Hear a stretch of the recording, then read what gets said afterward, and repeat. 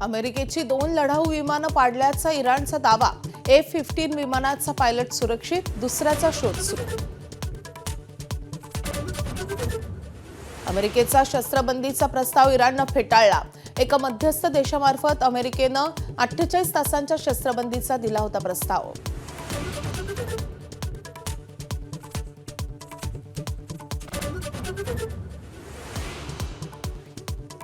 संयुक्त राष्ट्रांच्या सुरक्षा परिषदेत देखील अमेरिका एकाकी.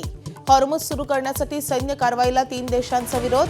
आखाती देशांच्या मागणीवर आज मतदान.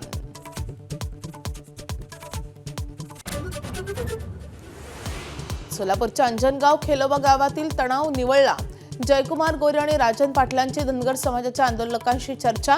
मराठा आंदोलकही स्वगृही परतले. पुतळा स्थलांतरित करण्यासाठी जागेची पाहणी करणार. सांगलीतील राम मंदिर चौकात छत्रपती संभाजी महाराजांचा मध्यरात्री पुतळा बसवला. परवानगी घेऊन पुतळा बसवण्याची पोलिसांची हिंदुत्ववादी संघटनेला विनंती. बारामती राहुरी विधानसभा पोटनिवडणूक लढण्यावर काँग्रेस ठाम. बारामतीची निवडणूक बिनविरोध करण्याचा शरद पवारांच्या राष्ट्रवादीचा आग्रह. काँग्रेसनं उमेदवार दिल्यास मवियात वादाची शक्यता. बारामती विधानसभा पोटनिवडणुकीसाठी हालचालींना वेग. जय पवारांकडून बैठकीचं आयोजन. मतदारसंघाचा घेणार आढावा.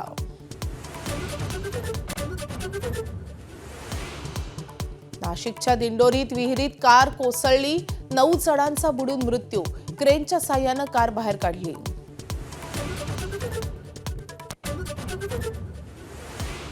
चेपॉकच्या मैदानावर पंजाब किंग्सचा चेन्नई सुपर किंग्सवर 5 विकेट्सनं विजय. चेन्नईनं दिलेलं 210 धावांचं आव्हान 18.4 षटकातच केलं पूर्ण.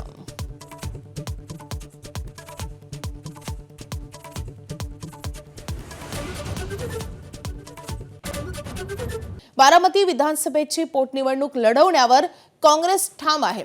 तर दुसरीकडे राष्ट्रवादी काँग्रेसकडून उपमुख्यमंत्री सुनेत्रा पवार सोमवारी त्यांचा निवडणूक अर्ज दाखल करणार आहेत. मात्र त्याच दिवशी काँग्रेसचे प्रदेशाध्यक्ष हर्षवर्धन सपकाळ काँग्रेसच्या उमेदवाराचा अर्ज भरण्यासाठी बारामतीत दाखल होतील. बारामतीतील 6 इच्छुकांनी पोटनिवडणूक लढवण्यासाठी मुलाखतीही दिल्यात. त्यांची नावं हायकमांडकडे पाठवण्यात आली आहेत. त्यातील एका नावावर शिक्कामोर्तब होण्याची शक्यता आहे. काँग्रेसच्या या निर्णयामुळे शरद पवारांच्या राष्ट्रवादीची मात्र कोंडी होऊ शकते, कारण ही पोटनिवडणूक न लढवण्याचा निर्णय आधीच जाहीर करण्यात आलाय आणि त्यामुळे महाविकास आघाडीत वादाची शक्यता वर्तवली जाते. आपले प्रतिनिधी मंदार गोंजारी आपल्या सोबत आहेत. मंदार, काँग्रेसच्या या निर्णयामुळे शरद पवारांच्या राष्ट्रवादीची कशी कोंडी होतीये?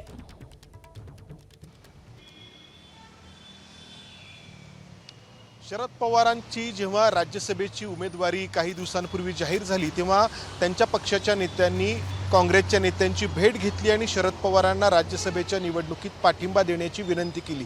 तेव्हा काँग्रेसच्या नेत्यांनी शरद पवारांच्या पक्षाच्या नेत्यांकडून हे वदवून घेतलं होतं की शरद पवारांचा पक्ष हा महायुतीत सहभागी होणार नाही आणि त्याचबरोबर विलिनीकरण दोन्ही राष्ट्रवादी काँग्रेसचं होणार नाही. आणि त्यावेळी आपल्याला आठवत असेल जयंत पवारांनी तसं माध्यमांसमोर जाहीरही केलं होतं की आता विलिनीकरणाचा काही प्रश्नच उद्भवत नाही. मात्र असं असताना बारामतीची पोटनिवडणूक हा जरी पवार कुटुंबातला अंतर्गत कौटुंबिक विषय असला तरी पक्षीय राजकारण हे आपल्या पद्धतीनं चालत असतं आणि त्यामुळं जर शरद पवारांचा पक्ष ही पोटनिवडणूक लढवणार नसेल तर महाविकास आघाडी म्हणून एक भूमिका घ्यावी लागेल काँग्रेसला आणि काँग्रेसला त्यांचं स्वतःचं राजकारण करायचं आहे. विरोधक म्हणून, प्रमुख विरोधक म्हणून स्वतःचा विस्तार करायचा आणि त्याचाच एक परिपाक म्हणून आपण पाहतो आहोत की काँग्रेसकडून बारामती विधानसभेची निवडणूक लढवण्याचा निर्णय घेण्यात आला आहे. स्वतः हर्षवर्धन सपकाळ सोमवारी बारामतीमध्ये येत आहेत आणि त्यांचं बारामतीमध्ये येणं हे सर्व काही सांगून जाणार आहे की काँग्रेस त्यांचं स्वतःचं राजकारण करण्याचा कसा प्रयत्न करत आहे. महाविकास आघाडीमधले इतर 2 पक्ष, एक उद्धव ठाकरे यांचा शिवसेना आणि शरद पवार यांचा राष्ट्रवादी काँग्रेस, हा विरोधकांची भूमिका कितपत बजावतो आहे हा प्रश्न गेल्या काही काळापासून विचारला जातोय, कारण सत्ताधाऱ्यांसोबत या दोन्ही पक्षांच्या नेत्यांची असलेली उठबस किंवा सत्ताधाऱ्यांचं या दोन्ही पक्षाच्या नेत्यांकडून होणारं कौतुक, मग जे आदित्य ठाकरे आहेत ते मोहित कंबोजच्या पार्टीला जाणं असेल किंवा गेल्या काही दिवसांपासून सातत्याने सुप्रिया सुळे मुख्यमंत्र्यांचं कौतुक करतायत ते कौतुक करणं असेल, त्यामुळं काँग्रेसला स्वतःचा विस्तार करण्याची एक संधी दिसते आणि त्याचाच एक परिपाक म्हणून स्वतः हर्षवर्धन सपकाळ बारामतीमध्ये येत आहेत आणि काँग्रेसच्या उमेदवाराचा अर्ज त्यांच्या उपस्थितीमध्ये भरला जातोय। यामुळं शरद पवारांच्या राष्ट्रवादी काँग्रेसची मात्र कोंडी होणार आहे। अर्थात शरद पवार काँग्रेसच्या हायकमांडशी कोणत्या पद्धतीने बोलणार हा देखील प्रश्न आहे, कारण सुनेत्रा पवार या महायुतीच्या उमेदवार असणार आहेत। माधवी, नक्कीच आपण पाहिलेलं होतं राज्यसभेच्या निवडणुकीच्या निमित्तानं मवियामध्ये बरीचशी नाराजी होती किंवा एकमत होत नव्हतं। आता तसाच प्रकार आता या पोटनिवडणुकीच्या निमित्तानं पाहायला मिळतोय, त्यामुळे त्याचे आगामी काळात कसे पडसाद उमटतात हे पाहणं देखील तितकेच महत्त्वाचं असणार आहे। मंदार, धन्यवाद या सगळ्या सविस्तर माहितीसाठी। तर पोटनिवडणुकीबाबत काँग्रेसच्या प्रांत अध्यक्षांबरोबर चर्चा करणार असल्याचं पवारांच्या राष्ट्रवादीचे शशिकांत शिंदे यांनी सांगितलंय, तर संजय राऊतांनी काँग्रेसवर निशाणा साधलाय। बारामतीमध्ये अजितदादांच्या निधनानंतर पक्षाने निर्णय घेतला, सुप्रियाताईंनी आणि आम्ही सगळ्यांनी, की तिथे आपण उमेदवार द्यायचा नाही। माझ्या माहितीप्रमाणे काँग्रेसने दोन्ही ठिकाणी उमेदवार उभं करण्याच्या बाबतीत मला निर्णय घेतलेला आहे असं समजतंय। आम्ही त्यांच्या प्रांताध्यक्षाशी मी चर्चा करील। मागे सुद्धा आपण बघितलं असं राज्यसभेच्या वेळेला पण सगळेजण इच्छुक असतात, पक्ष मागणी करत असतो, मग आम्ही चर्चा करून त्यामध्ये मार्ग काढतो। मला वाटतं आता ह्यामध्ये पण मी स्वतः त्यांच्याशी चर्चा करेल आणि त्यामध्ये निश्चितपणे चर्चा करून मार्ग निघेल। काँग्रेस बिहार असेल, पश्चिम बंगाल असेल, नागालँड असेल, इथे सगळ्यात आधी निवडणूक लढण्यासाठी पुढे जाते आणि नंतर निकाल लागल्यावरती कळतं की आपण कुठे आहोत, ते कुठे आहे। ज्या ठिकाणी ज्या पक्षाची ताकद आहे त्या ठिकाणी त्या पक्षाने लढावं हा महाविकास आघाडीचा एक आधार होता। बारामतीमध्ये अजित पवार यांच्या मृत्यूनंतर एक कौटुंबिक अपधर्म म्हणून कदाचित शरद पवारांचा पक्ष निवडणूक लढणार नाही कदाचित, पण इतर कोणी जर लढत असतील तर त्यांना आपण विरोधी करता कामा नये। आता बातमी आहे भोंदू खरातची। नाशिकमध्ये भोंदू अशोक खरातवर आणखी एक गुन्हा दाखल झालेला आहे। कांदा व्यापाऱ्याची फसवणूक केल्याप्रकरणी नाशिकच्या सरकारवाडा पोलीस ठाण्यात हा गुन्हा दाखल झालाय। 60 लाखांची जागा वृद्धाश्रमाच्या नावे 22,25,000 इतक्या कवडीमोल भावात खरेदी करून प्लॉट विक्री करून व्यवसायात गुंतवणुकीचा आमिष दाखवून फसवणूक झाल्याचा प्रकार समोर येतोय। वृद्धाश्रमाच्या जागेऐवजी चांगल्या लोकेशनवर जागा घेऊन देण्यासाठी 85 लाख रुपये घेत जागा दिलीच नसल्याची तक्रार या व्यापाऱ्यानं दिली आहे। पैसे आणि जागेसाठी तगादा लावू नकोस, अन्यथा तुझ्यावर देवाचा कोप होईल असा शाप देत कांदा व्यापाऱ्याची फसवणूक करण्यात आल्याचंही उघड झालंय। आपले प्रतिनिधी मुकुल कुलकर्णी आपल्या सोबत आहेत। मुकुल, नेमका हा काय प्रकार आहे? या व्यापाऱ्याची खरातनं कशी फसवणूक केली आहे? अशोक खरातवर हा 12वा गुन्हा दाखल करण्यात आलेला आहे। एका व्यापाऱ्याला त्याची जमीन होती नाशिकच्या गवळणे परिसरामध्ये, ती जमीन त्याने हडपण्याचा प्रयत्न केला होता आणि वृद्धाश्रम बांधायचा आहे त्यासाठी त्याच्याकडनं जमीन घेतली आणि जमीन घेताना ती कमी किमतीमध्ये घेतलेली होती। त्याचबरोबर त्याला सांगितलं की तुला याच्या बदल्यात एक नवीन चांगली जागा मी घेऊन देतो असं सांगत त्याच्याकडनं काही पैसे देखील त्याने लाटले आणि त्यानंतर जी जमिनीचं कवडीमोल भावामध्ये घेतलेली होती ती जमीनदार त्याने ताब्यातच घेतली, परंतु त्या व्यापाऱ्याकडनं जे पैसे घेतलेले होते तेही त्याला परत केले नाही। त्यामुळे हा गुन्हा दाखल करण्यात आलेला आहे। सरकारवाडा पोलीस ठाण्यामध्ये अशोक खरात विरोधातला हा फसवणुकीचा 3रा गुन्हा आहे आणि शिर्डीमध्ये 1 गुन्हा, असे 4 गुन्हे फसवणुकीचे आहेत, तर 8 गुन्हे हे लैंगिक शोषणाचे आहेत। ज्यावेळेस पहिला गुन्हा दाखल झाला त्यानंतर गुन्हे दाखल होण्याची मालिका ही सुरूच आहे। आणखी 1 ते 2 गुन्हे अशोक खरातवर पुढील 2-3 दिवसामध्ये दाखल होण्याची शक्यता आहे। मुकुल, आणखी एका घटनेसंदर्भात तुझ्याकडून अपडेट जाणून घ्यायचे, त्यामुळे तुम्ही सोबतच राहा। तर नाशिकमध्ये धक्कादायक प्रकार आता समोर येत आहे. फिर्यादी स्वतः आरोपी झालेला आहे. खरात सारखाच हा धक्कादायक प्रकार आहे. NGO संचालक आणि तथाकथित पत्रकाराकडून महिलांचं लैंगिक शोषण झाल्याचं उघड झालंय. आरोपी रवींद्र एरंडेकडून 100हून अधिक महिलांचं लैंगिक शोषण झाल्याचा संशय व्यक्त होतोय. 12 लाखांच्या खंडणी प्रकरणी रवींद्र एरंडेनं तक्रार दाखल केली होती. रवींद्र एरंडेच्या टॅबमध्ये 87 व्हिडिओ सापडल्यानं हे प्रकरण उघडकीस आलंय. गरजू महिलांना नोकरीचं आमिष दाखवत शोषण केल्याचा आरोप होतोय. आपण पुन्हा एकदा मुकुलकडे जाऊयात. मुकुल, आणखी एक धक्कादायक प्रकार आहे. खरात पार्ट 2 असं याचं वर्णन करावं लागेल. बरोबर आहे. 3 दिवसापूर्वी हा संपूर्ण प्रकार उघडकीस आलेला होता. रवींद्र एरंडे याने सातपूर पोलिसांमध्ये तक्रार केलेली होती की काही लोकांकडनं माझ्या खंडणी मागितली जात आहे. माझ्या काही व्हिडिओ, माझ्या मैत्रिणीसोबतचे व्हिडिओ व्हायरल करण्याची धमकी देऊन माझ्याकडे खंडणी मागितली जात आहे. त्या प्रकरणी मी 10,000 रुपये दिले पण होते, मात्र आता 12 लाख रुपयांची मागणी होत असल्याची तक्रार त्याने दिलेली होती. त्यानंतर पोलिसांनी सापळा रचला आणि 4 जणांना याआधीच अटक करण्यात आलेली आहे. त्या चौघांमध्ये त्याच्या ऑफिसमध्ये, एरंडेच्या कार्यालयामध्ये काम करणारा ऑफिस बॉयचा समावेश होता. त्याच्या माध्यमातून हे संपूर्ण खंडणीचं काम करण्यात आल्याचं पोलीस तपासामध्ये निष्पन्न झालेलं होतं. मात्र ज्यावेळेस पोलिसांकडे ही तक्रार आली त्यावेळेस पोलिसांनी अधिक माहिती घेतली असता याने जवळपास 100हून अधिक महिलांबरोबर अत्याचार केल्याचा पोलिसांना संशय होता. त्यानुसार पोलिसांनी आता गुन्हा दाखल केलेला आहे अॅट्रॉसिटी अंतर्गत. त्याचबरोबर महिलांचं शोषण केल्यासंदर्भातला हा गुन्हा दाखल करण्यात आलेला आहे आणि पुढचा तपास आता सुरू झालेला आहे.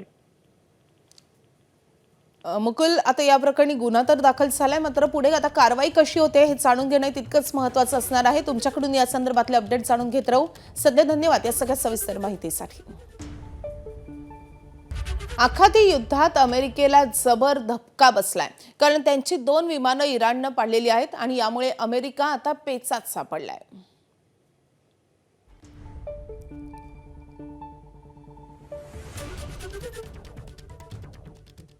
अमेरिका आणि इराण युद्धाचा आजचा 36वा दिवस आहे. मात्र आता अमेरिका एका मोठ्या पेचात अडकली आहे. अमेरिकेला इराणनं मोठा दणका दिलाय. इराणनं अमेरिकेचं F-15 हे लढाऊ विमान पाडलंय आणि त्यानंतर विमानातील 2 वैमानिक पॅराशूटच्या माध्यमातून खाली उतरलेत.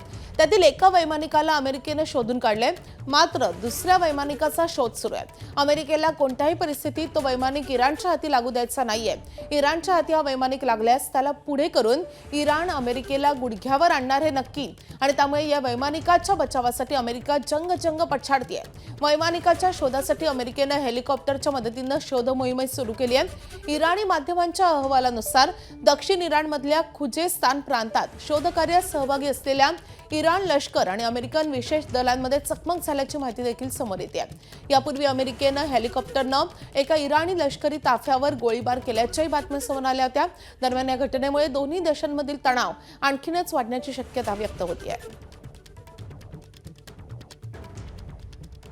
तर F-15 पाठोपाठ इराणनं अमेरिकेचं A-10 थंडरबोल्ट हे लढाऊ विमान देखील पाडलंय. विमानाला आकाशातच क्षेपणास्त्रांना पाडण्यात आल्याचा भीषण व्हिडिओ आता समोर आलाय. हवाई सुरक्षा प्रणालीनं या विमानाला लक्ष्य करण्यात आलंय. आमची सुरक्षा प्रणाली सक्षम असल्याचा दावा यानंतर इराणनं केलाय. या वैमानिकाला वाचवण्यात आल्याचा दावा अमेरिकेनं केलाय, पण प्रत्यक्षात हे विमान पूर्णपणे नष्ट झाल्याचं व्हिडिओमध्ये दिसून येत आहे.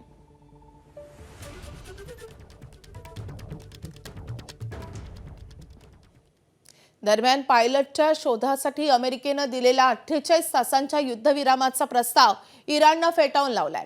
इराणच्या फार्स न्यूज या निमसरकारी एजन्सीनं हे वृत्त दिलंय. पायलटच्या शोधासाठी अमेरिकेनं इराणला एका मध्यस्थ देशामार्फत 48 तासांचा युद्धविरामाचा प्रस्ताव दिला होता. मात्र कोणत्या देशानं हा प्रस्ताव दिला त्याचं नाव जाहीर झालेलं नाहीये. अमेरिकेकडून यावर तत्काळ कोणतीही प्रतिक्रिया किंवा अधिकृत पुष्टी मिळालेली नाही. माहिती मिळताच ती देण्यात येईल असंही सांगण्यात आलंय. या आठवड्याच्या सुरुवातीला इराणचे परराष्ट्र मंत्री अब्बास अरागची यांनी स्पष्ट केलंय की ते केवळ कायमस्वरूपी आणि सर्वसमावेशक युद्ध समाप्तीच स्वीकारतील आणि तात्पुरता युद्धविराम त्यांना मान्य नाही. अमेरिकेच्या 15 मुद्द्यांच्या प्रस्तावावर इराणनं अद्याप अधिकृत उत्तर दिलेलं नाही. मात्र दोन्ही देशांमधील विश्वास शून्य असल्याचं त्यांनी सांगितलंय आणि वॉशिंग्टनच्या काही मागण्या अतिरिक्त असल्याचे त्यांनी म्हटलंय. तर आखाती युद्धात गेल्या 24 तासात अमेरिकेला जबर धक्का बसलाय. तो कसा, आपण ग्राफिक्सच्या माध्यमातून पाहूयात.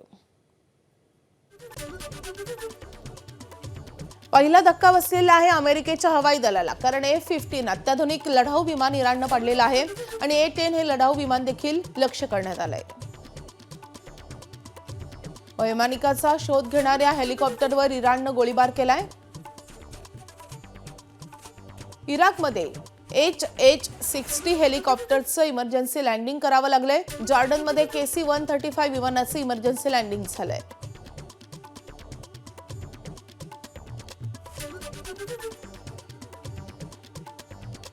दरम्यान 2 लढाऊ विमानं पाडल्याचा इराणसोबतच्या चर्चेवर कुठलाही परिणाम होणार नाही, असं अमेरिकेचे राष्ट्राध्यक्ष डोनाल्ड ट्रम्प यांनी म्हटलंय. विमानं पाडल्याचा बदला घेतला जाईल आणि युद्धस्थिती तशीच असेल, असंही ट्रम्प यांनी म्हटलंय.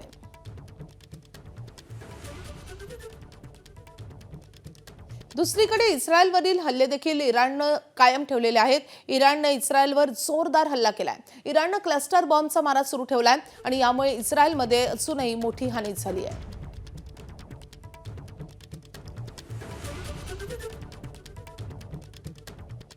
इस्रायलवर इराणचे जोरदार हल्ले कायम आहेत. इस्रायलमधल्या नेगेव शहर हे आता इराणनं लक्ष्य केलंय. नेगेव शहरावर क्षेपणास्त्र डागण्यात आली आहेत. नेगेव औद्योगिक वसाहतीचं मोठं नुकसान झालंय. नेगेवपासून 13 किलोमीटर अंतरावर असलेल्या डिमोनावरही हल्ला झाल्याचं समजतंय. डिमोना येथील इस्रायलच्या अणुसंशोधन केंद्रावर इराणनं हल्ला केलाय.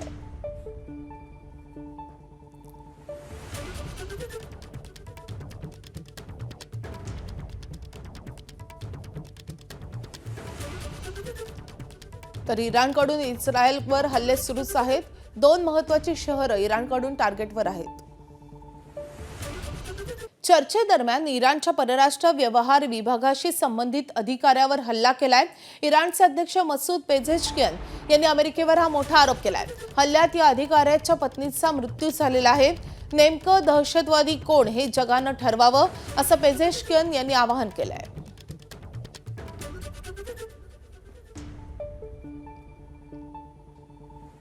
दरम्यान हॉर्मुझची सामुद्रधुनी खुली करण्यासाठी कुठल्याही प्रकारच्या सैन्य कारवाईला रशिया, चीन आणि फ्रान्सनं विरोध केलाय. अशा प्रकारच्या सैन्य कारवाईची आखाती देशांनी संयुक्त राष्ट्रांच्या सुरक्षा परिषदेकडे मागणी केली आहे. त्यावर आज मतदान होणार आहे. मात्र त्याआधीच 3 देशांनी विशेषाधिकाराचा वापर करत सैन्य कारवाईला विरोध केलाय आणि त्यामुळे हॉर्मुझच्या सामुद्रधुनीचा विषय अजूनही प्रलंबितच आहे आणि त्यामुळेच युद्धाची भीषणताही कायम आहे.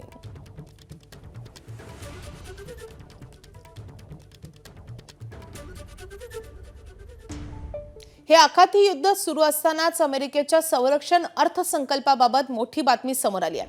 अध्यक्ष डोनाल्ड ट्रम्प यांनी संरक्षणासाठीच्या अर्थसंकल्पात $500 अब्ज वाढीचा निर्णय घेतलाय. त्याचवेळी अन्य खर्च 10% कमी करण्यात आलेत. हरित ऊर्जा आणि नासाच्या खर्चात देखील कपात करण्यात आली आहे.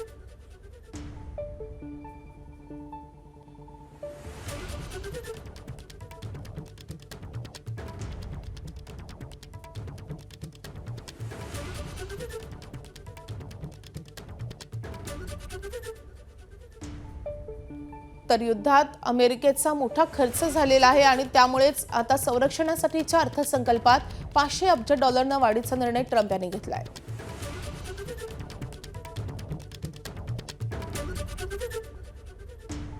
राज्य सरकारनं MNGL अर्थात PNG गॅस पाईपलाईनद्वारे गॅस पुरवठा करण्याचा निर्णय घेतलाय. मात्र प्रत्यक्षात हॉटेल व्यावसायिकांना अपेक्षित सुविधा मिळत नसल्याचं संताप व्यक्त होत आहे. पिंपरी चिंचवडमधील 2000 हॉटेल व्यावसायिकांनी 3 आठवड्यांपासूनच गॅस पुरवठ्यासाठी पाठपुरावा केलाय. मात्र MNGL कडून गॅस पुरवठा सुरू न झाल्यानं आडमुठेपणा आणि दिरंगाई होत असल्याचा आरोप त्यांनी केलाय. दरम्यान शहरातील ज्या ज्या ठिकाणी पाईपलाईन टाकलेली आहे तिथे MNGLनं गॅस पुरवठा सुरू केल्याचं सांगितलं जात आहे. 7 हॉटेलमध्ये गॅस कनेक्शन जोडल्याचा आणि 9 ठिकाणी कनेक्शन जोडण्याचं काम सुरू असल्याचं कंपनीचा दावा आहे. दरम्यान जर MNGL गॅस पुरवठा जाणीवपूर्वक करत नसेल तर कडक कारवाई करण्यात येईल, अशी प्रतिक्रिया उद्योग मंत्री उदय सामंत यांनी दिली आहे. दरम्यान या सगळ्या परिस्थितीचा आढावा घेतलेला आहे आमचे प्रतिनिधी नाझिम मुल्ला यांनी. गॅस टंचाईमुळे निर्माण झालेलं संकट दूर करण्यासाठी राज्य सरकारनं MNGL अर्थात पाईपलाईनद्वारे गॅस पुरवठा करण्याचा निर्णय घेतलाय. मात्र प्रत्यक्षात काय आहे याचा रियालिटी चेक करण्यासाठी आपण पिंपरीतल्या हॉटेल श्री गणेश या ठिकाणी आलेलो आहोत. शहरात 2000 हॉटेल आहेत आणि तिथं सगळा हा गॅस टंचाईचा प्रश्न उभा राहिला होता. तुम्ही काय काय पावलं उचललेली होती, MNGL सोबत काय चर्चा झालेली? तो ज्याकरता लागणारे परमिशन त्यांनी मागितल्या MNGL वाल्यांनी, तर लांडगे साहेबांनी लगेच आयुक्तांना मीटिंग लावून दिली आमची, आणि लांडगे साहेब आयुक्त साहेबांनी पण आम्हाला विंडोमध्ये तत्पर परमिशन दिली. तसं ट्रॅफिकवाल्यांनी परमिशन इमिजिएट दिली. आमच्याकडनं अपेक्षित नव्हतं की ह्या परमिशन एवढ्या लवकर मिळतील, आणि पोलीस आयुक्तांनी पण परमिशन, म्हणजे ह्या न कळत आम्हाला परमिशन एवढ्या फास्ट मिळून गेल्या. आणि आता आम्ही त्याची वाट पाहतो की ते पुढच्या कारवाई कसे करतात. दिवसाला दोन सिलेंडर लागत असतात, तर पर सिलेंडर ते 1860 रुपये प्रमाणे महिन्याचे 70 सिलेंडर धरले तर साधारणतः 1,30,000 रुपयापर्यंत डिपॉझिट जातं. ते म्हणजे तुमचं जोपर्यंत तुमच्याकडे लाईन आहे तोपर्यंत ते डिपॉझिट तुम्हाला लागू होतं. त्याचनुसार त्यांची रजिस्ट्रेशन फी सुद्धा आम्ही भरली. त्यानंतर त्यांनी आमच्याकडे बाकीची कारवाई केली. पण काय की त्यांचं जे थर्ड पार्टी व्हेरिफिकेशन असतं पाईपलाईनचं, ते न झाल्यामुळे आमच्याकडे लाईन थांबलेली आहे अजून चालू व्हायची. राज्य शासनाला आमची एवढी विनंती आहे की आपण याच्यामध्ये लक्ष देऊन MNGLचे अधिकारी पण थोडं तुम्ही तुमच्या साईडनी यांनी स्ट्रिक्ट करून जेवढं लवकरात लवकर होता येईल, 1 विंडो करता येईल अजून तेवढं लवकरात लवकर करून आमच्या समस्या या सोडवण्याचा प्रयत्न करावा. राज्य सरकार यावरती काय पावलं उचलतं हे पाहणं महत्त्वाचं राहणार आहे. जर MNGL द्वारे घरोघरी हॉटेलमध्ये आणि उद्योजकांना जर गॅसचा पुरवठा झाला नाही तर हे गॅसचं संकट अधिकाधिक वाढताना आपल्याला पाहायला मिळू शकतं. कॅमेरामॅन शैलेश जाधवसह नाजिब मुल्ला, ABP माझा, पिंपरी चिंचवड. दरम्यान जर MNGL गॅस पुरवठा जाणीवपूर्वक करत नसेल तर कडक कारवाई करण्यात येईल, अशी प्रतिक्रिया उद्योगमंत्री उदय सामंत यांनी दिली आहे.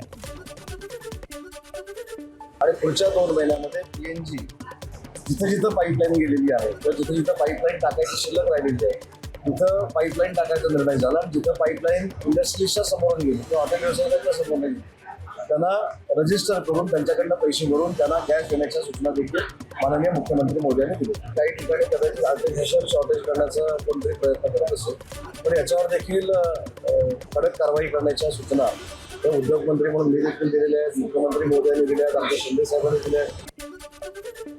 आता नागपूरकरांसाठी आनंदाची बातमी आहे. LPG सिलेंडरच्या तुटवड्यापासून सुटका मिळण्याची प्रक्रिया नागपूरमध्ये सुरू झाली आहे. 10 एप्रिल रोजी नागपूरच्या बुटीबोरी भागातील 100 कुटुंबांना पाईप नॅचरल गॅस अर्थात PNGचं कनेक्शन मिळणार आहे. या माध्यमातून नागपूर जिल्ह्यात घरगुती गॅसचा पुरवठा पहिल्यांदाच PNG स्वरूपात सुरू होणार आहे. पुढे टप्प्याटप्प्याने संपूर्ण नागपूर शहरात आणि जिल्ह्यातही PNG कनेक्शनचा विस्तार केला जाईल. नागपूर जिल्ह्यात PNG नेटवर्क विस्तारण्याची जबाबदारी हरियाणा सिटी गॅस म्हणजे SCG या कंपनीला देण्यात आली आहे. मुळात गेलची मुख्य पाईपलाईन समृद्धी महामार्गाच्या मार्गे मुंबईपासून नागपूरपर्यंत आली असून त्यातून नॅचरल गॅसचा पुरवठा घेऊन HCG कंपनी नागपूरमधील लाखो घरांपर्यंत PNGचा पुरवठा करणार आहे. दरम्यान याचा आढावा घेतलेला आमचे प्रतिनिधी रजत वशिष्ठ यांनी. नागपुरातील बुट्टीबोरी परिसरातील सिडको कॉलनीमध्ये काही इमारतींमध्ये PNG म्हणजेच पाईप्ड नॅचरल गॅसचा पुरवठा जो आहे तो लवकरच सुरू केला जाणार आहे. आणि त्यासाठी या संपूर्ण भागामध्ये काम जो आहे तो SCG कंपनीकडून केलं जात आहे. विविध इमारतींच्या खालपर्यंत या कंपनीच्या गॅसचे जे मुख्य पाईप आहे ते पोहोचलेले आहे. आणि आता विविध जे फ्लॅट्स आहेत किंवा घरं आहेत त्याच्यामध्ये एक एक कनेक्शन देण्यासाठीचा जो काम आहे तो सध्या केला जात आहे. ये जो पाइप नेचुरल गैस है LPG सिलेंडर से ज़्यादा सुलभ है, ज़्यादा सस्ती भी और सुविधाजनक. हाँ, ये गैस आपको LPG से डेफिनेटली बहुत सस्ती भी पड़ रही है और आपके लिए ये बहुत सेफ़ है क्योंकि आप प्रेशराइज गैस नहीं है. मैं आपको घर के अंदर जो गैस दे रहा हूँ वो 21 मिलीबार के प्रेशर पे दे रहा हूँ जो आपके घर पे सेफ्टी का कंसर्न बनाए रखती है. आपको कोई सिलेंडर घर पे स्टोर नहीं करना पड़ रहा है और जो भी मीटर इंस्टॉलेशन वगैरह हो रहा है वो वेंटिलेशन स्पेस के पास हो रहा है. प्लस हमारी गैस है वो लाइटर देन एयर है, तो अगर कहीं लीकेज के कंसर्न्स होते हैं तो वो इजीली एस्केप कर जाती है. अप्रॉक्स 1500 से 1000-2000 के आसपास में हम आने वाले 1 महीने में हम कनेक्शन देने वाले हैं. बेसा, बेलतरोडी, मनीषनगर या सर्व भागातून ह्या पाईप नॅचरल गॅसचा पुरवठा जो आहे तो नागपूरपर्यंत पोहोचेल आणि हळूहळू नागपूरची जी मध्यवस्ती आहे त्या ठिकाणी पण येणाऱ्या काही महिन्यांपर्यंत हे संपूर्ण कनेक्शन्स पोहोचतील असं सांगितलं जात आहे की ही गॅस स्वस्तही पडेल आणि जास्त सुरक्षित सुद्धा आहे. कॅमेरामॅन अतुल हिरडेसह रजत वशिष्ठ, ABP माझा, बुटीबोरी, नागपूर. अमेरिकेची 2 लढाऊ विमानं पाडल्याचा इराणचा दावा. F-15 विमानाचा पायलट सुरक्षित, दुसऱ्याचा शोध सुरू.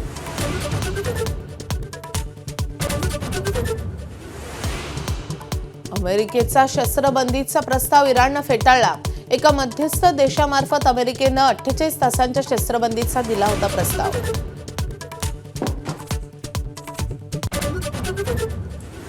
संयुक्त राष्ट्रांच्या सुरक्षा परिषदेत देखील अमेरिका एकाकी. हॉर्मुझ सुरू करण्यासाठी सैन्य कारवाईला 3 देशांचा विरोध. आखाती देशांच्या मागणीवर आज मतदान.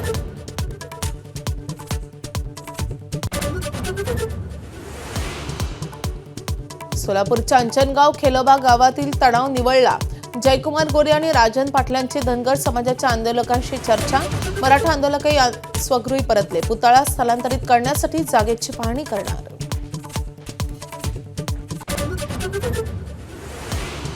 सांगलीतील राम मंदिर चौकात छत्रपती संभाजी महाराजांचा मध्यरात्री पुतळा बसवला. परवानगी घेऊन पुतळा बसवण्याची पोलिसांची हिंदुत्ववादी संघटनेला विनंती. बारामती राहुरी विधानसभा पोटनिवडणूक लढवण्यावर काँग्रेस ठाम. बारामतीची निवडणूक बिनविरोध करण्याचा शरद पवारांच्या राष्ट्रवादीचा आग्रह. काँग्रेसनं उमेदवार दिल्यास मवियात वादाची शक्यता.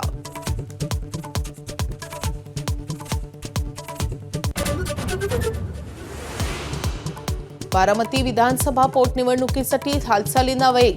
जय पवारांकडून बैठकीचं आयोजन. मतदारसंघाचा घेणार आढावा.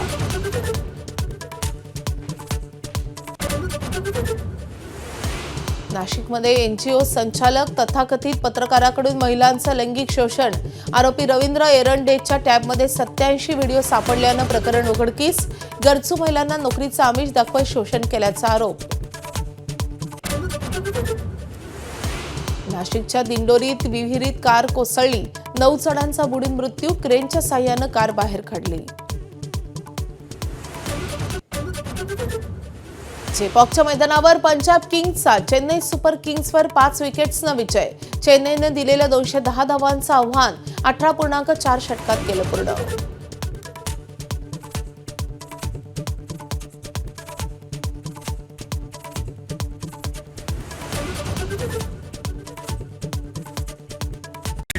ब्रॉट टू यू बाय चितळेंची बाकरवडी. बातमी आहे अकोल्यातून. अकोला जिल्ह्यातील अनेक भागांमध्ये जोरदार वाऱ्यासह अवकाळी पाऊस झालाय आणि त्यामुळे शेतीसह घरांचं मोठं नुकसान झालंय. बार्शी टाकळी तालुक्याच्या सारकिन्नी गावातील 2 ते 3 घरांवरील पत्रे वाऱ्यामुळे उडालेले आहेत, तर काही घरांवर झाडं पडल्यानं घरांचंही मोठं नुकसान झालंय.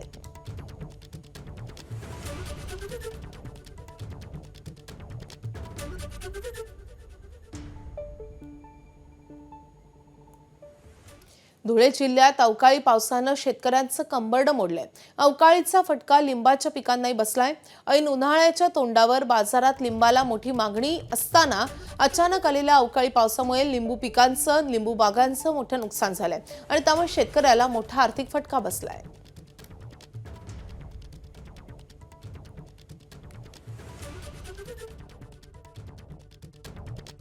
गारपीटमुळे वारा वादळ होती, त्याच्यामुळे या फळ पिकाचं खूप मोठ्या प्रमाणात नुकसान झालं आहे. वर्षभर या फळबागेचा आम्ही निगा राखतो. पाणी, खतं, निवारा सर्व गोष्टी करत असतो आणि ऐन वेळेस मोसमात आज बाजारात मिळणारा लिंबू आज तो मातीमोल झालेला आहे. खूप मोठ्या प्रमाणावर आमचं या लिंबूच्या बागेचं नुकसान झालेलं आहे. तरी प्रशासनाने याची तात्काळ दखल घेऊन लवकरात लवकर पंचनामे करावे व तात्काळ नुकसान जी भरपाई झालेली ती भरपाई आम्हाला शेतकऱ्यांपर्यंत पोहोचावी ही एक प्रशासनाकडे आम्ही मागणी करत आहोत. सांगली जिल्ह्यातल्या जत तालुक्यातील अनेक भागात देखील अवकाळी पाऊस झालाय. गारपिटीमुळे पिकांचं मोठं नुकसान झालंय. जत तालुक्यातील खंडनाळ गावामध्ये झालेल्या गारपीट आणि जोरदार वारा आणि पावसानं मका, डाळिंब आणि कांदा पिकांचं मोठं नुकसान झालंय. अक्षरशः मका, कांदा पीक पूर्णतः वाया जाण्यासारखी परिस्थिती आहे. काही ठिकाणी वीज पुरवठाही खंडित झालाय. काही ठिकाणी झाडांच्या फांद्या तुटून रस्त्यावर पडल्यानं वाहतुकीला अडथळा निर्माण झालाय. या सगळ्या नुकसानीची जतचे आमदार गोपीचंद पडळकर यांनी पाहणी करत शेतकऱ्यांना धीर दिलाय. तसंच सरकारकडून या अवकाळीग्रस्त शेतकऱ्यांना नुकसान भरपाई मिळावी अशी मागणी केली आहे. प्रशासनानं देखील तत्काळ पिकांच्या नुकसानीचे पंचनामे सुरू केले आहेत.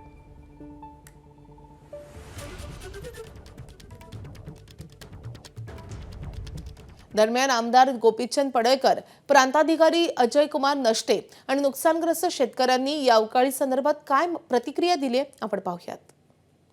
शेतकऱ्यांना आम्ही इतकंच सांगतो की आम्ही पंचनामे करून ज्यांचं नुकसान झालंय त्यांचा सर्व अहवाल माननीय प्रांतसाहेब सरकारकडे पाठवतील. आम्ही तिथं पाठपुरावा करून आम्ही लोकांना चांगल्या पद्धतीनं मदत कशी मिळेल असा आम्ही प्रयत्न करणार. या गावामध्ये देखील अंदाजे 100 ते 150 हेक्टरपर्यंत आपलं नुकसानीचा प्राथमिक अंदाज दिसून येत आहे. जेवढं काही नुकसान होईल त्या प्रत्येक शेतकऱ्याचा पंचनामा करून तसा अहवाल आपण शासन दरबारी आपण पाठवत आहोत. माननीय आमदार महोदय त्याचा पाठपुरावा करतो असं त्यांनी देखील आश्वासन दिलेलं आहे. त्यामुळे सर्व कुठलाही शेतकरी या नुकसान भरपाईपासून वंचित राहणार नाही याची आम्ही काळजी घेऊ. माझं स्वतःचं कांद्याचं बाग, कांदा बियाणे प्लॉट म्हणजे 80 गुंठा म्हणजे 2 एकर प्लॉट आहे. 2 एकरात प्लॉटमध्ये मला म्हणजे अंदाजित माझं उत्पन्न होतं जवळजवळ 2-2.5 क्विंटल. 2 एकर 2,000 रुपये बाजारभावानुसार माझं 3 ते 4 लाख रुपयाचं नुसतं कांदा बियाण्याचं नुकसान झालं. विथ रोपाचं असं मिळून माझं स्वतःचं 5 लाख रुपये नुकसान आहे. तर नंदुरबार जिल्ह्यात 2 दिवसात झालेला अवकाळी पाऊस आणि गारपिटीनं मोठं नुकसान झालंय. जिल्ह्यातील 62 गावातील 832 हेक्टरवरील पिकांचं नुकसान झालंय. अवकाळी पावसाचा सर्वाधिक फटका कांदा, मका, ज्वारी, बाजरी, गहू, केळी, पपई आणि आंबा बागांना बसलाय. नुकसानग्रस्त पिकांचे तत्काळ पंचनामे करून शासनाकडे अहवाल पाठवला जाणार आहे. शासनानं तातडीनं नुकसान भरपाई देण्याची मागणी शेतकरी करत आहेत.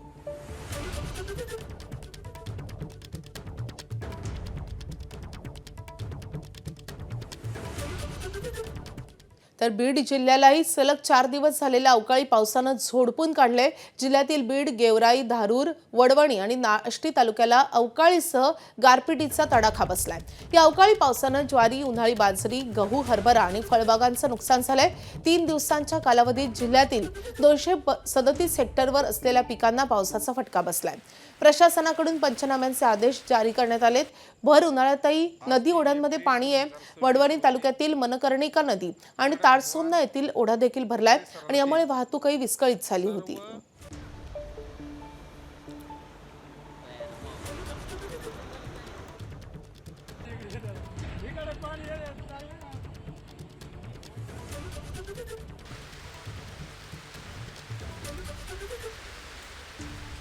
भोंदूबाबा अशोक खरातचे विविध कारनामे उघड होत आहेत. खरात जन्मतारीख आणि लग्न तारीख घेऊन भक्तांना गंडा घालत होता. 10वी नापास खरात स्वतःला अंकशास्त्राचा तज्ज्ञ म्हणवत होता. मात्र खरात सारखे भोंदूबाबा कसे अंकशास्त्राची बतावणी करत चलाखी करतात ही पोलखोल अंनीसनं केली आहे. अंनीसचे पदाधिकारी शहाजी भोसले यांना फेस रिडिंग कसं केलं जातं असा सवाल एका महिलेनं केला. त्यावर त्यांनी या सगळ्या प्रकाराचा डेमोज दाखवलाय. तुम्ही पहा, हा विषय नीट समजून घ्या आणि कोणी अंकशास्त्राची आकडेमोड करत फसवणूक करायला लागला तर त्याची पोलखोल करा.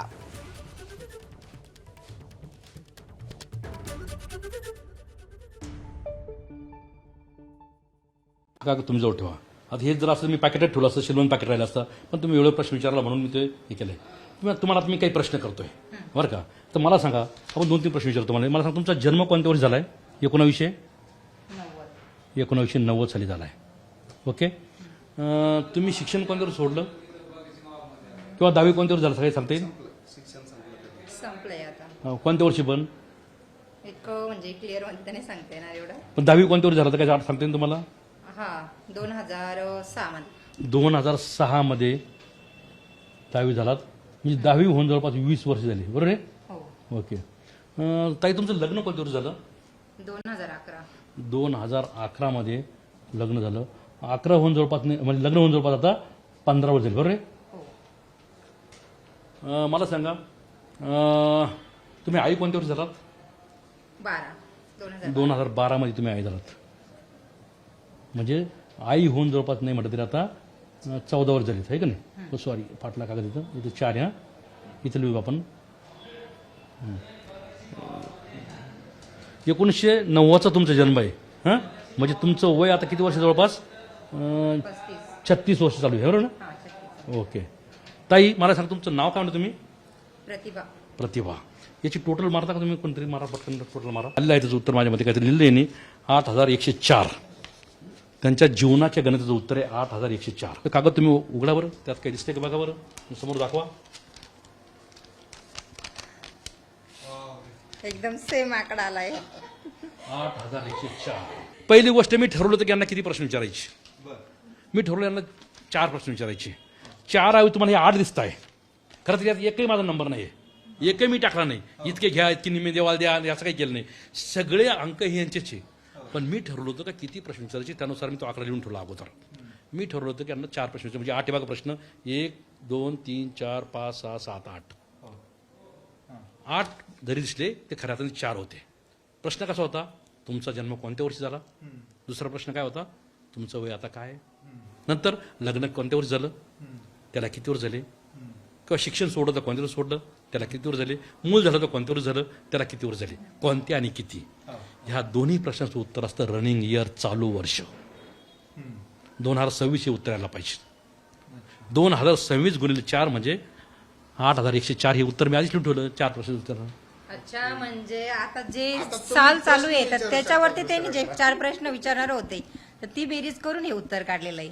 भोसले सरांनी आधीच हा आकडा लिहून ठेवलेला होता, जवळपास 15 मिनिटं आधी आकडा लिहून ठेवला होता आणि संपूर्ण कॅमेरामध्येच त्यांना प्रश्न विचारण्यात आले. त्यांनी जी जी उत्तर दिली ती सगळी इथे लिहिण्यात आली. बरं, याचं कॅल्क्युलेशन पण यांनी स्वतः केलं नाही तर इतर दोघांनी केलेलं आहे. आणि नंतर ही चिठ्ठी प्रश्न विचारण्याच्या आधी या ताईंच्या हातात देण्यात आलेली होती आणि संपूर्ण त्यांनी इथे जी आकडेमोड आलेली आहे तीच ह्या चिठ्ठीवर देखील आहे. त्यामुळे अशोक खरात असो किंवा इतर कोणी अशाच कुठल्या ना कुठल्या ट्रिकचा ते उपयोग घेतात, आधार घेतात आणि भोळ्या भाबड्या जे आपले भक्त आहेत त्यांची दिशाभूल करतात, त्यांची फसवणूक करतात. काहींना कोट्यवधीला लुटतात तर काही महिलांचं शोषण करतात. कॅमेरामन किरण कटारेसह मुकुल कुलकर्णी, एबीपी माझा, नाशिक. मुंबईच्या गोवंडी भागात धक्कादायक प्रकार समोर आलाय. ज्योती मा म्हणून नाव बदलून राहणाऱ्या बांगलादेशी किन्नर गुरु बाबू आयनल खान या प्रकरणानं पुन्हा एकदा खळबळ उडाली आहे. शिवाजीनगर पोलिसांनी 6 महिन्यापूर्वीच त्याला भारतात घुसखोरी प्रकरणात अटक केली होती. त्यावेळी मुंबई उपनगरात त्याची मोठी प्रॉपर्टी आणि घरं असल्याचं उघड झालं होतं. तसंच बांगलादेशातून घुसखोरांना आणून त्यांच्याकडून देहव्यापार आणि भीक मागण्यास भाग पाडून कोट्यवधींची कमाई केल्याचा आरोप त्याच्यावर होता. मात्र जामिनावर बाहेर आल्यानंतर पुन्हा एक गंभीर गुन्हा समोर आलाय. एका अल्पवयीन मुलाचं अपहरण करून त्याला किन्नर बनवण्याचा आणि त्याच्याकडून जबरदस्तीनं देहव्यापार व भीक मागायला लावल्याचा आरोप करण्यात आलाय. या प्रकरणी गोवंडीतील पीडित मुलाच्या कुटुंबियांनी बाबू खान आणि त्याचा सहकारी साफडे उर्फ जारा विरोधात शिवाजीनगर पोलीस ठाण्यात गुन्हा दाखल केलाय. पोलिसांनी साफडे उर्फ जाराला अटक केली असून बाबू खान मात्र फरार झालाय. दरम्यान शिवाजीनगर पोलीस आणि गुन्हे शाखा आरोपीचा शोध घेत आहेत. सोलापुरातल्या अंजनगाव खेलोबा येथील छत्रपती शिवाजी महाराजांच्या पुतळ्याच्या जागेसंदर्भात तोडगा निघालाय. पुतळ्याची जागा खेलोबा देवस्थानची असल्याचं समोर आलंय. याबाबत पालकमंत्री जयकुमार गोरे आणि मोहोळचे माजी आमदार राजन पाटील यांची मध्यस्थी बैठक यशस्वी ठरली आहे. या बैठकीत दोन्ही समाजाच्या प्रतिनिधींनी पुतळ्याच्या जागेबाबत सहमती दर्शवली आहे. तसंच पुतळ्याची जागा खेलोबा देवस्थानची असल्यानं शिवाजी महाराजांचा पुतळा स्थलांतरित करण्यास मराठा समाजानेही मान्यता दिली आहे आणि त्यामुळे अंजनगाव आता तणावमुक्त झालंय. सध्या अंजनगावात कुठलंही आंदोलन नसून पोलिसांचा मात्र बंदोबस्त कायम आहे. दरम्यान आज दिवसभरात अंजनगाव येथे दोन्ही समाजाच्या प्रतिनिधींकडून प्रशासकीय अधिकाऱ्यांसोबत स्थलांतरित करण्यासाठी पुतळ्याच्या जागेची पाहणी करण्यात येईल आणि यानंतरच पुतळा स्थलांतरणाची प्रक्रिया सुरू होईल. दरम्यान मराठा आंदोलक मनोज जरांगे पाटील आज सोलापुरातील अंजनगाव येथे जाणार आहेत. सकाळी 11 वाजता मनोज जरांगे अंतरवली सलाटीतून अंजनगावकडे रवाना होतील.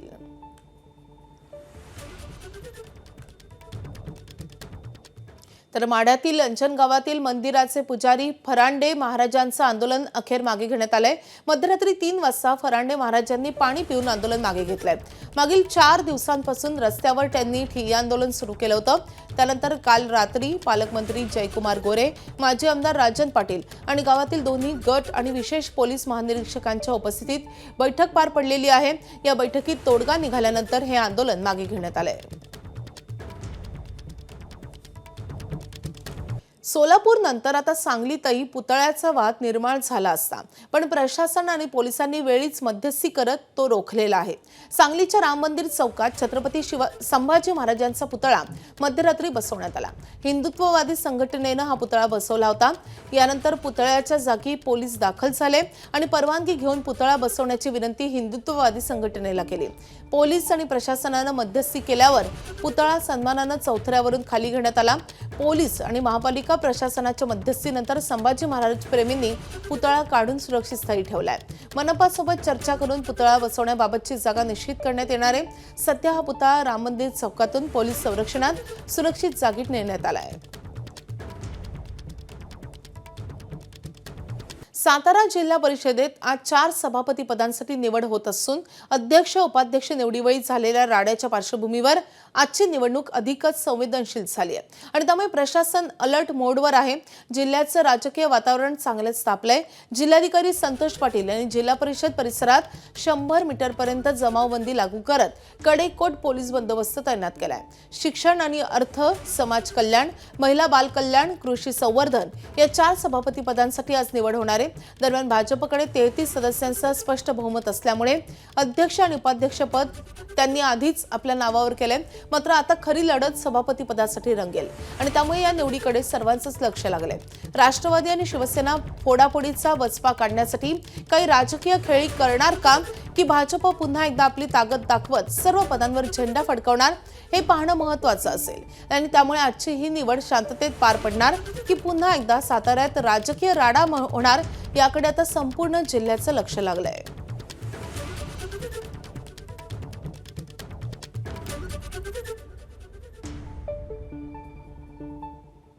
पुणे शहर शिवसेनेची संपूर्ण कार्यकारिणी बरखास्त करण्यात आली आहे. पुणे शहरासाठी लवकरच नवीन कार्यकारिणी तयार केली जाणार आहे. एकनाथ शिंदे यांच्या शिवसेनेला पुणे महानगरपालिका निवडणुकीत मोठा धक्का बसला होता. पालिका निवडणुकीत शिवसेनेचा एकही नगरसेवक निवडून येऊ शकला नाही. तसंच जिल्हा परिषद निवडणुकांमध्ये जुन्नर आणि पुरंदरमधील काही अपवाद वगळता पक्षाचे उमेदवार यशस्वी ठरू शकले नाहीत. या पार्श्वभूमीवर काल पुण्यात शिवसेनेची महत्त्वाची बैठक पार पडली आहे. या बैठकीला मंत्री उदय सामंत आणि नीलम गोरे उपस्थित होते.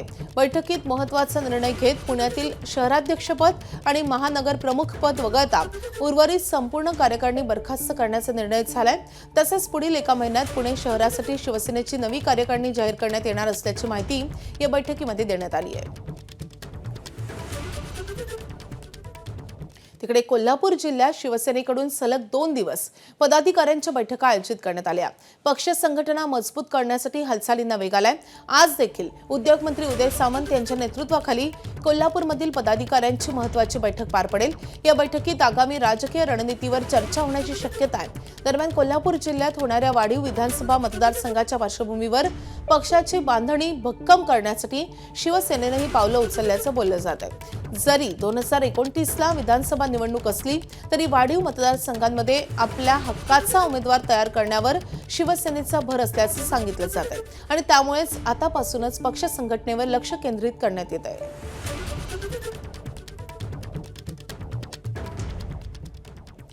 मुंबईसारख्या महानगराला वेगवान आणि दर्जेदार सेवा देण्यासाठी बृहन्मुंबई महानगरपालिकेच्या दैनंदिन कामकाजाचा वेग वाढवण्यात यावा, यासाठी कृत्रिम बुद्धिमत्ता अर्थात AI तंत्रज्ञानाचा वापर, ई-ऑफिस, कागद विरहित काम करण्यावर भर देणं गरजेचं आहे.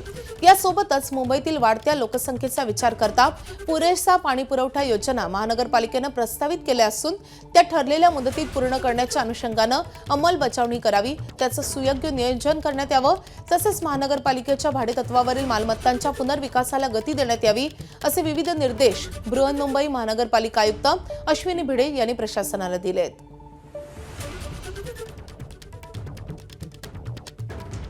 येणाऱ्या शैक्षणिक वर्षापासून इयत्ता 6वी पासून CBSE बोर्डाच्या शाळांमध्ये 3 भाषा विद्यार्थ्यांना शिकाव्या लागतील. 3 पैकी 2 भारतीय भाषा असतील आणि तिसरी भाषा 42 भाषांपैकी एक निवडायची. इयत्ता 9वी पासून गणित आणि विज्ञानाचे द्विस्तरीय रचनेचा अवलंब केला जातोय. परदेशातून भारतीय शाळांमध्ये प्रवेश घेणाऱ्या विद्यार्थ्यांना 3 भाषांच्या अटीतून सूट असेल. त्यासोबतच मंडळानं पुढील वर्षीपासून गणित आणि विज्ञानासाठी नेहमीच्या 80 गुणांच्या परीक्षा व्यतिरिक्त आणखी एक पर्याय दिलाय.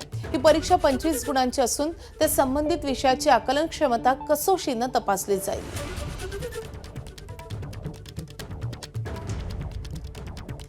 आखाती देशामध्ये सुरू असलेल्या युद्धाच्या पार्श्वभूमीवर गॅस पुरवठ्यावर परिणाम झाल्यानं सर्वसामान्यांच्या अडचणी वाढल्यात. मात्र या संकटातून आता पर्यायही समोर येत आहेत. सोलापूरच्या बाजारात लाकूड आणि कोळशावर चालणाऱ्या आधुनिक शेगड्या दाखल झाल्यात. विशेष म्हणजे या शेगड्यांना आधुनिक तंत्रज्ञानाची जोड देत लाईट किंवा चार्जिंगवर चालणारे पंखे बसवण्यात आलेत आणि त्यामुळे गॅस शेगडीप्रमाणेच आगीची तीव्रता नियंत्रित करता येते. या शेगड्या कशा आहेत सांगतायत आमचे प्रतिनिधी आफताब शेख.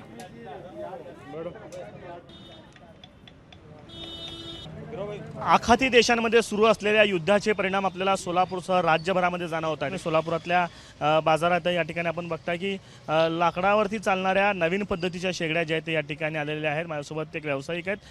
जमीरभाई, खरं तर सदिकभाई, वेगवेगळ्या प्रकारचे शेगड्या आपण गॅसच्या विकत होतो. या बाजारात नवीन शेगड्या तुम्ही आणलेल्या आहेत, काय याचं वैशिष्ट्य आहे?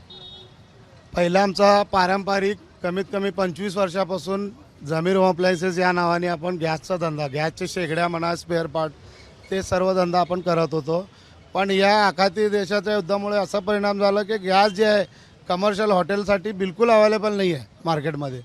तर त्यामुळं आम्ही जे आहे ना, जे गॅसचा धंदा होता त्याऐवजी आम्ही लाकडाचे किंवा कोळशाचे असे जे आहे नवनवीन ते त्याच्यामध्ये शेगड्या आम्ही आणण्याचा प्रयत्न करत आहे. कारण त्यांना मागणी फार आहे. बघू शकता समोरून लाकूड घालायचं आणि ह्याला जे एक फॅन दिलेला आहे.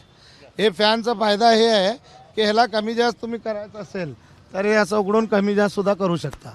जसं पाहिजे तसं. मोठं फ्लेम पाहिजे तर असं पूर्ण पॅक केले, पूर्ण हवा लागून मोठी फ्लेम येते. आणि हे कमी करायचं असेल असं हे कमी जास्त पद्धतीने पण यूज करू शकता. ज्या पद्धतीने आपण गॅस यूज करतो त्याच प्रकारे हे पण जे शेगडी तुम्ही यूज करू शकता.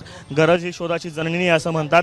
आणि जी गॅसचा तुटवडा निर्माण झाला त्यातून जी गरज आत्ता शेगड्यांची निर्माण झाली आहे ती बघता बाजारांमध्ये अशा पद्धतीने लाकडी आणि कोळशांवरती चालणाऱ्या शेगड्या ज्या आहेत त्या आता दाखल झाल्या आहेत आणि याची यांना देखील मागणी लोकांकडनं, ग्राहकांकडनं मिळताना आपल्याला पाहायला मिळते. कॅमेरा पर्सन अयुब कागदीसह आफताब शेख, ABP माझा, सोलापूर. नांदेडच्या नायगाव तालुक्यातील सुजले गावातील यात्रेत किरकोळ वादातून तुंबळ हाणामारी झाली आहे. या घटनेचा व्हिडिओ व्हायरल झालाय. हनुमान जयंतीनिमित्त दरवर्षी यात्रा भरते. याच यात्रेत गावातील कलाकार वाघ आणि वानराचं सोंग घेत लोकांचं मनोरंजन करतात. सोंगाड्यांचा हा खेळ पाहण्यासाठी पंचक्रोशीतील लोक गावात येतात. काल सायंकाळच्या सुमारास हा सोंगाड्याचा खेळ उत्साहात सुरू झाला. हे सोंग पाहण्यासाठी प्रचंड अशी गर्दीही झाली. मात्र याच दरम्यान किरकोळ कारणातून 2 गट एकमेकांच्या विरोधात भिडले. यात्रेच्या बंदोबस्ताला आलेल्या पोलिसांनी मध्यस्थी करत ही हाणामारी थांबवली आहे. ममता बॅनर्जी यांच्या तृणमूल काँग्रेस पक्षाचा उघड प्रचार करणं एका अधिकाऱ्याला भोवलंय. पश्चिम बंगालमध्ये निवडणूक आयोगाकडून या शासकीय अधिकाऱ्यावर कारवाई करण्यात आली आहे. गटविकास अधिकारी ज्योत्स्ना खातून यांच्यावर शिस्तभंगाची कारवाई करण्यात आली आहे. केंद्रीय निवडणूक आयोगानं निवडणूक अधिकाऱ्यांना निर्देश जारी केले आहेत.